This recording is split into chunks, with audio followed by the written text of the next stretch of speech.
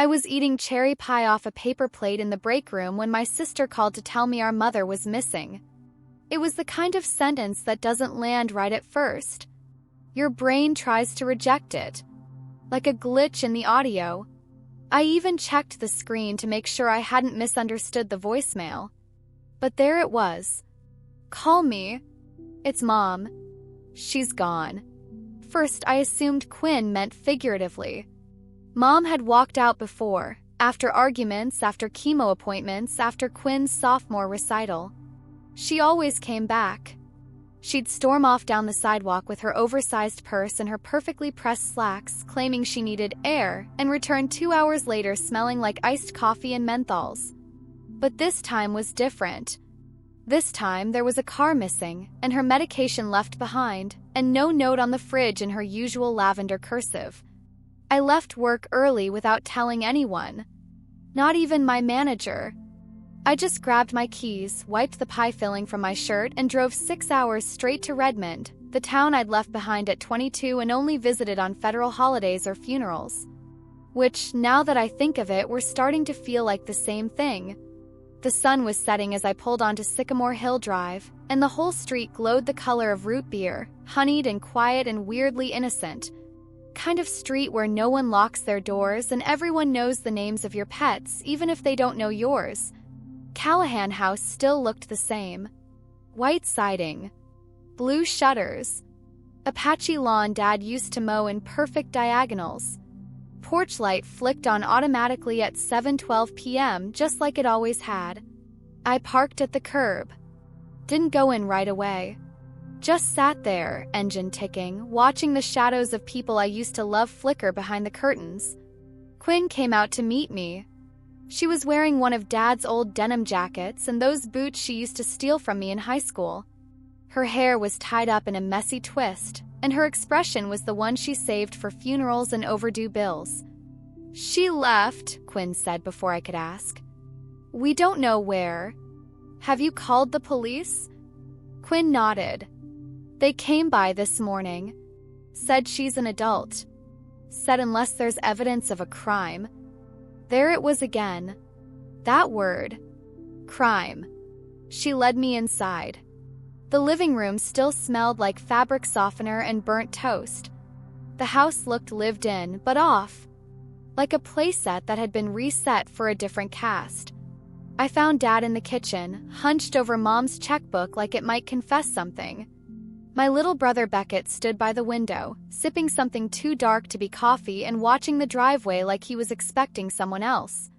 "We checked the hospitals," he said. "And the shelters. Nothing. Have you looked at her bank account?" I asked, almost without thinking. 3 heads turned toward me like I'd said something obscene. "What?" Quinn blinked.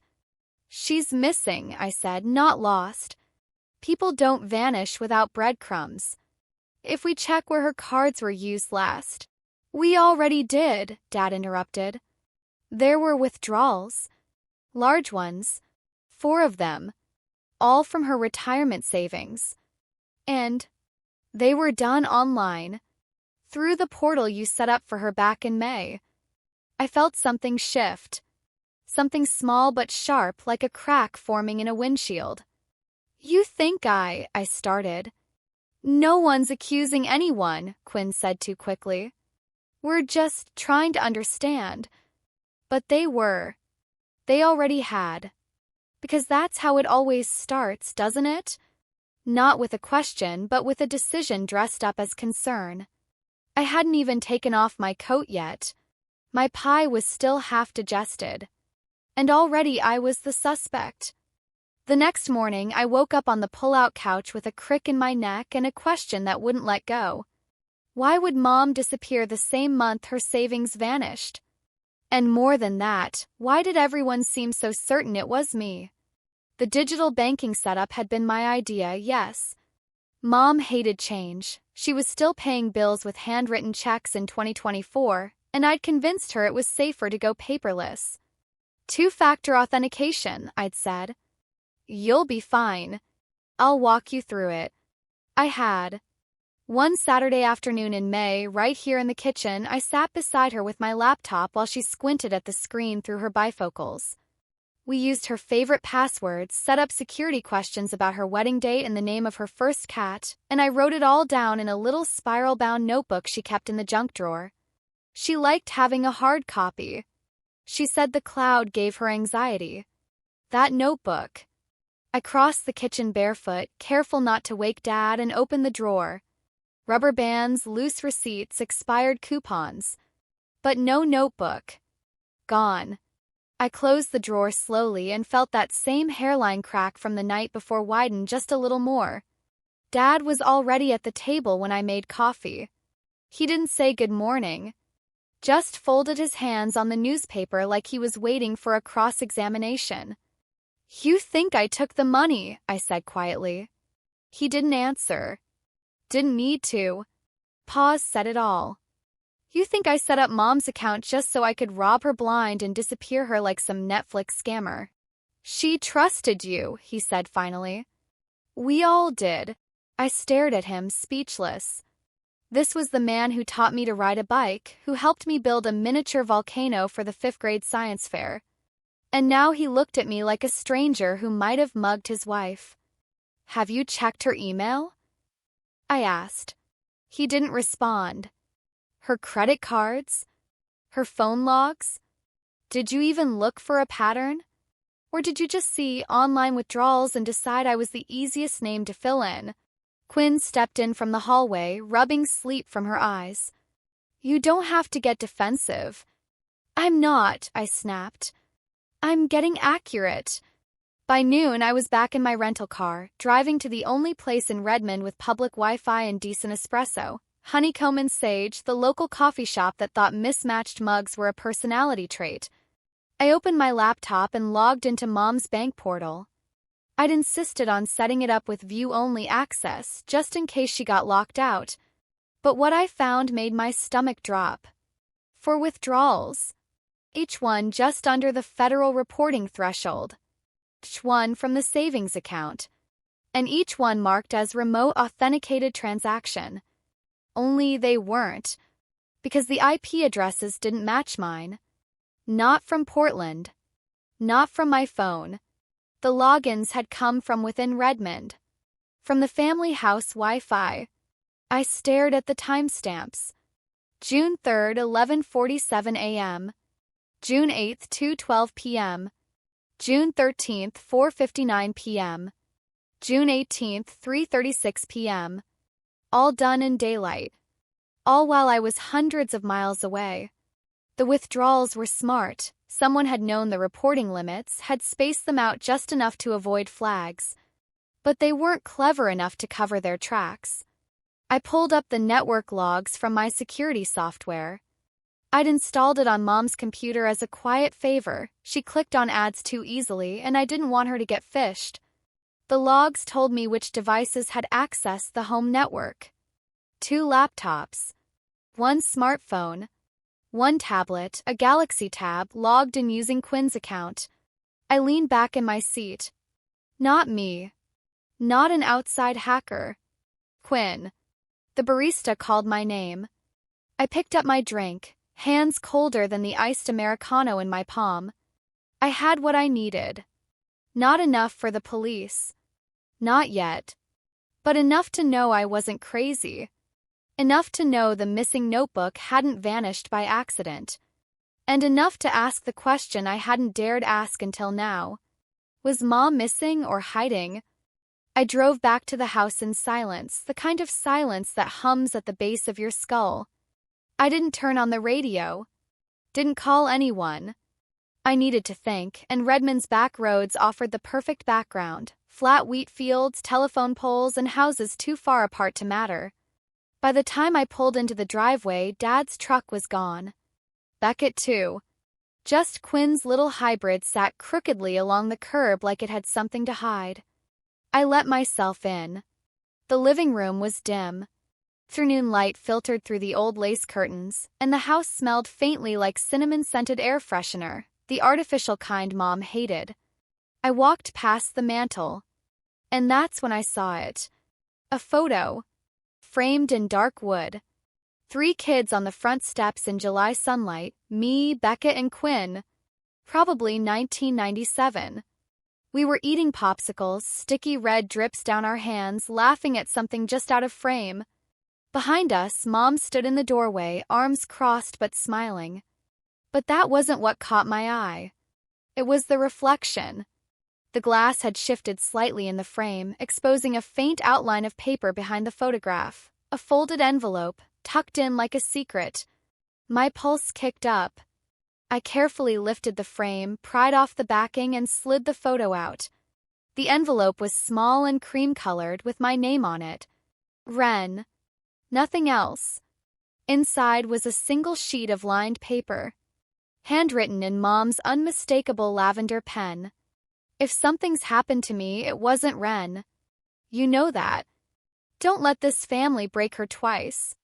No date. No explanation. Just that. My knees nearly gave. I sat on the couch, letter shaking in my hands, and read it again and again, trying to make sense of what it meant. She knew. Not just about the money. Not just about the account. She knew someone would try to pin this on me. And she'd hidden the one thing she knew couldn't be deleted, her handwriting. I found Quinn in the backyard, pruning Mom's rose bushes with garden shears like she had a right to them. Her expression didn't change when she saw me. I stood at the edge of the patio, envelope still in my hand. "Where's the notebook?" I asked. "What notebook?" "You know which one. Spiral bound. Mom kept it in the junk drawer." She blinked. "I haven't seen it." "Try again." "Why would I take it?" I stepped forward, voice lower now. "Because it has every password. Every hint. Every route into her account. And the person who knew it wasn't me left me a note in a picture frame." That hit her. Quinn's mouth parted slightly. Not in shock. In calculation. Like she was figuring out what I did and didn't know. What she could still control. "You're wrong," she said quietly. "You think you're so damn smart, Ren, but you've always had tunnel vision. You only see what you want. Then explain the withdrawals." "I don't owe you an explanation." "No," I said, "but you owe Mom one." She looked away. Her voice, when it came, was more bitter than defensive. "She trusted you because you were always the favorite. The smart one. The professional. But what did she get for that trust? You moved out, forgot her birthdays, couldn't even visit when she was in treatment." I blinked. "So you took her money?" "No," she snapped. "I saved her from letting you have it." That stunned me into silence. "She was rewriting her will," Quinn continued, breath catching. "Did you know that?" "No, of course not. You were too busy in Portland, working your dream job, living your important life." I stayed. I cooked. I drove her to chemo while you emailed in your concern. And now you come back, waving bank records like you're solving a murder. "Screw you, Ren." The shears hit the ground with a metallic thud. She turned and walked inside, slamming the door behind her. I stood there for a long time. The sunset lit the roses orange. Somewhere in the distance, a lawnmower buzzed like a wasp. I didn't cry. I didn't yell. Just held the letter in one hand and stared at the rosebush Quinn had just cut down to the roots. She hadn't trimmed it. She'd killed it. And that, more than anything, told me who she was. That night I couldn't sleep. I lay on the pull-out couch with Mom's note on the nightstand and the photo frame propped against a stack of magazines.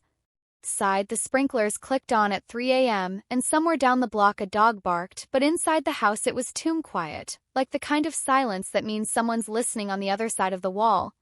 Around 4:30 I got up. The air was cold enough to bite, and the floorboards creaked like they remembered better years. I padded into the kitchen and made weak coffee the way Mom used to, too much sugar, not enough grounds, and a chipped mug from a church fundraiser. I didn't drink it. I just held it. Then I opened my laptop. I started with Mom's phone GPS history. It was still logged into the shared Apple ID she hadn't bothered to disconnect when I got her a new phone last winter. Most of it was boring: grocery store, library, pharmacy. But then something odd. 3 consecutive weekday trips to a motel outside of town, about 30 minutes down Route 20. Not a well-known chain, not even a place locals used for weekend affairs. Just a low-slung concrete box kind of place with a faded sign, the Birchwood Inn. I checked the dates. June 9th, June 14th, June 19th. One day after each withdrawal. She hadn't vanished. She'd gone somewhere familiar. And she'd done it on purpose. By sunrise I was already dressed, laptop in my bag, and the letter sealed in a plastic sleeve. I left a sticky note on the fridge for Dad. Out running errands. Ren. No mention of what I was doing. I wasn't ready for another round of passive suspicion over burnt eggs. The Birchwood Inn sat just off a gas station and a bait shop. Kind of place where the lobby had a soda machine, a vending rack of trucker maps, and a guy in a flannel shirt who barely looked up when I came in. "Need a room?" he asked, pushing his glasses up his nose. "Not today." I slid the photo of Mom across the counter. "But I think she stayed here." "June. Room 12, maybe." He looked at the photo, then back at me.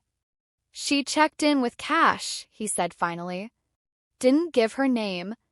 Real quiet lady. Read a lot. Checked out before noon. Room 6, not 12. Did she say why she was here?" "Didn't ask. She didn't look like she wanted conversation." I hesitated. "Do you still have the registration slips?" "Maybe." He turned, rummaged under the counter in a milk crate that looked older than I was. Through a moment, he pulled out a wrinkled card and handed it to me. I read the handwriting and blinked. Not Mom's. Quinn's. I didn't go home. I parked at a rest stop just past the reservoir and opened my laptop again, hands shaking harder than I wanted to admit. I dug into the security footage archives for the inn. Not public, but I knew how to get in through the vendor that provided network maintenance to small Oregon area motels. I'd reviewed hundreds of these during audits. They all blurred together. But then, June 14th, 9:43 a.m. A grainy feed. A woman pulling up in Mom's car. Not Mom. Quinn. She stepped out, walked around to the passenger door, opened it, and Mom stepped out. Alive. Moving slowly. Wearing sunglasses and a ball cap. Not scared, not fleeing. Following. My breath caught. I paused the video. She wasn't kidnapped. She wasn't hiding. She left willingly with Quinn. The motel clerk hadn't recognized the dynamic. But I did. I recognized the subtle pressure in the way Quinn hovered behind her, took the keys, did the talking. I saw the signs in the way Mom didn't make eye contact, how she stood with her arms wrapped around her own body like she was being walked through the motions. And then I remembered something.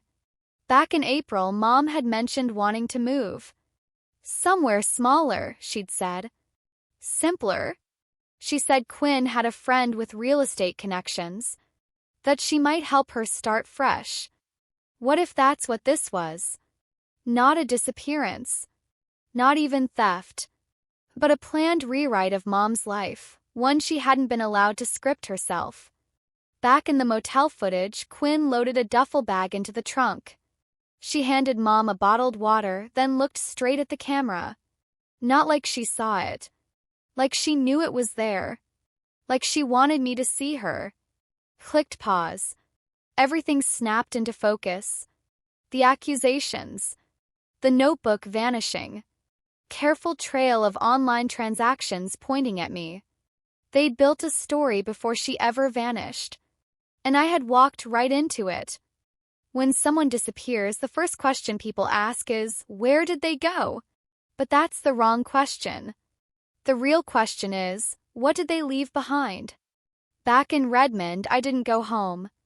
I went straight to the county courthouse, the one with the chipped columns and a parking lot full of dust-covered sedans. I'd interned here for 2 summers during college, filing records and redacting social security numbers with a Sharpie. I knew exactly where the probate clerk's office was. "Hi," I said, trying to keep my voice calm.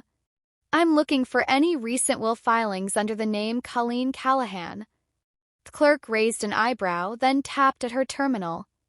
"She submitted a revocation notice in May," the woman said. "Didn't file a new will yet, but she officially voided the previous one. Standard process. Revocation. As in, she was planning to rewrite her will. And she made it official. Just a few weeks before the withdrawals started." "Was anyone with her?" I asked, trying to sound casual. Clerk gave me a skeptical glance. "I'd have to check the log." She disappeared into the back. I waited, heart thudding. When she returned, she slid a clipboard across the counter. She had someone listed as an informal witness for ID purposes. I looked. Quinn Callahan. Of course. I left the courthouse and sat on the front steps, sun too bright, air too still. Across the street, a man walked his beagle past the war memorial. The world kept moving like nothing had shifted. But in my head, everything did. Quinn wasn't just managing Mom's withdrawal from the family, she was positioning herself as the inheritor of Mom's future. And with me out of the way, disgraced, accused, exiled, there'd be no one left to question it. I drove straight to Mom's financial advisor. He wasn't taking clients. I waited anyway. When he finally agreed to see me, I dropped my business card on his desk. Ren Callahan, Senior Cybersecurity Consultant in Vera Risk and Audit Group. His eyes flicked to the card, then to me. "I'm not authorized to share client information," he said carefully. "Even if the client is missing?" That made him pause. I reached into my bag and pulled out the motel photo stills. Showed him Mom and Quinn. Her car. Her suitcase. Her not terrified face. "I don't need details," I said. "Just a yes or no." Was she trying to cut me out? He leaned back. "No." That stunned me. "She wasn't changing the will to disinherit you, Ren. She wanted to give you power of attorney." "What?"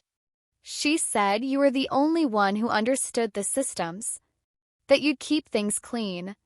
She was supposed to come in the following week to finalize the paperwork, but she never showed." I stared at him. "She never told Quinn?"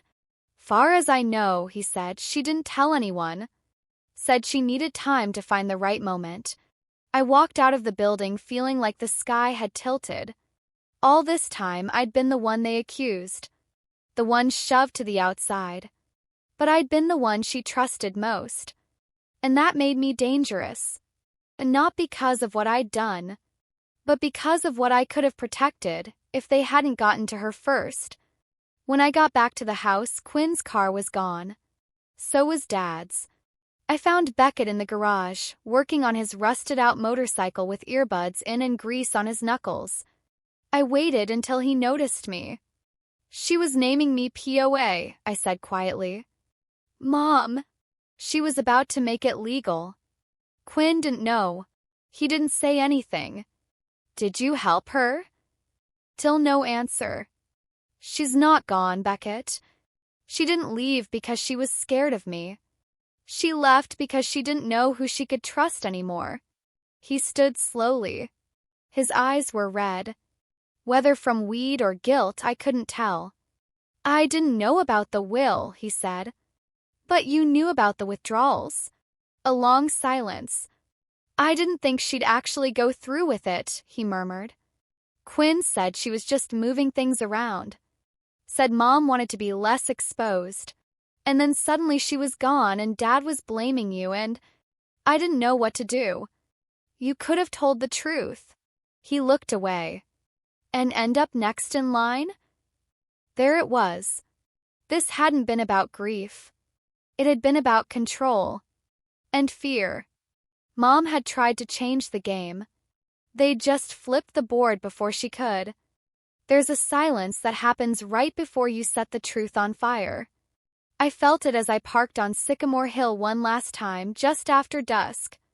The porch light was on, and through the front window I saw Quinn at the kitchen table, sorting through a stack of paperwork.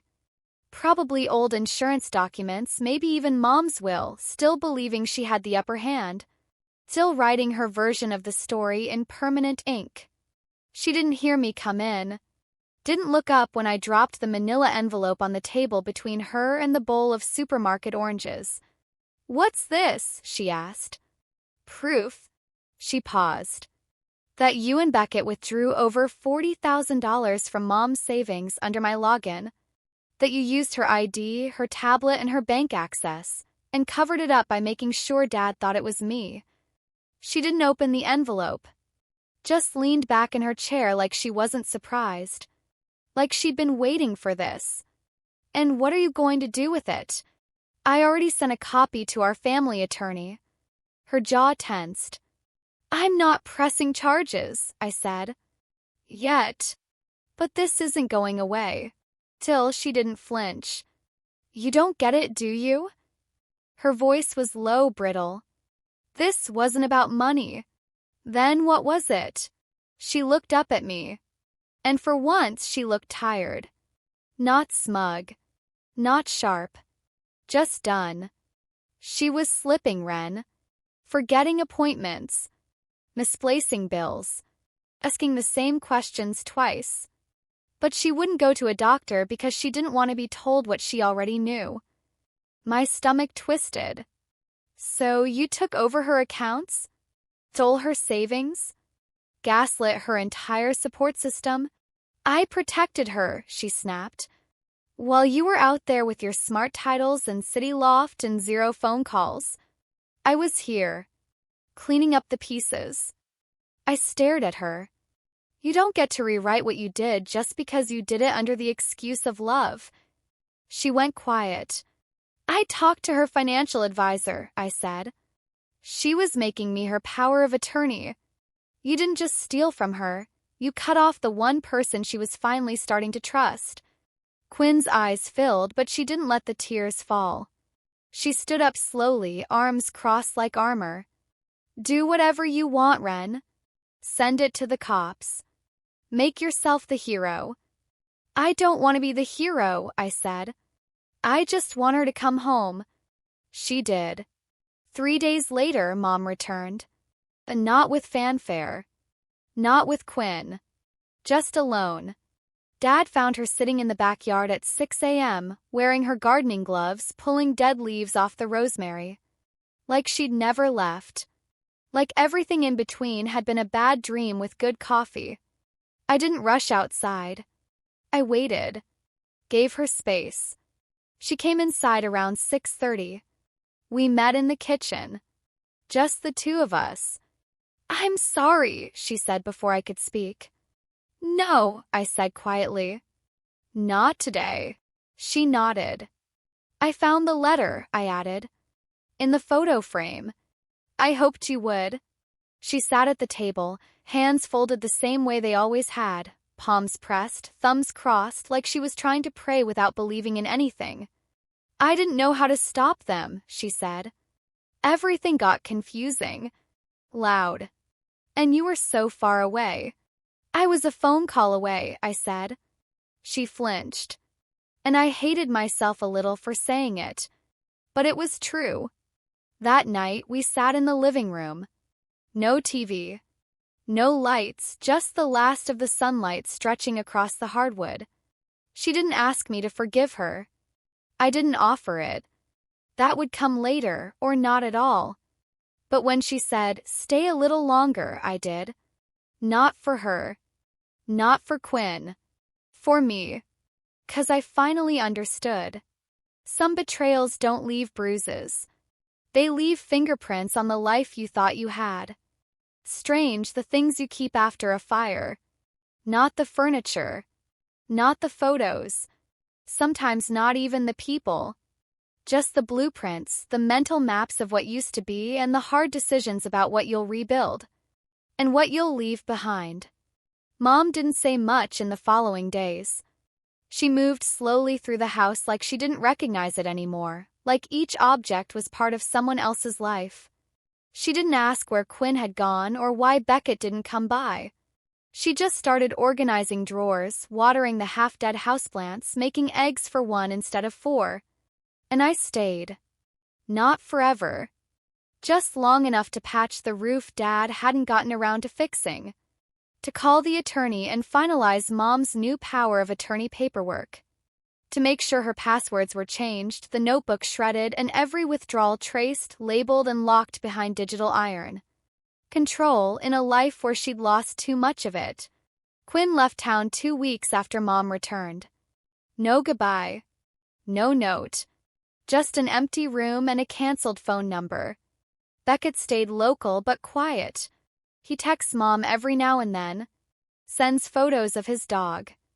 Never mentions money or siblings or what it felt like to stand on the wrong side of the truth and say nothing.